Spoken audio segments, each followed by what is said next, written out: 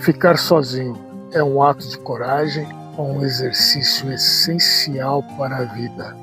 Em um mundo cheio de conexões, redes sociais, mensagens, notificações, escolher ficar sozinho é um ato de coragem.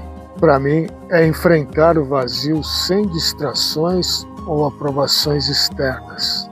Apenas você, consigo mesmo. É um exercício porque nos permite nos ouvir de verdade. Descobrimos forças internas, resolvemos problemas pessoais e saímos mais fortalecidos.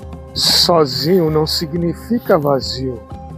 É uma oportunidade de se recarregar. E você, o que pensa? Ficar sozinho é coragem ou é um exercício?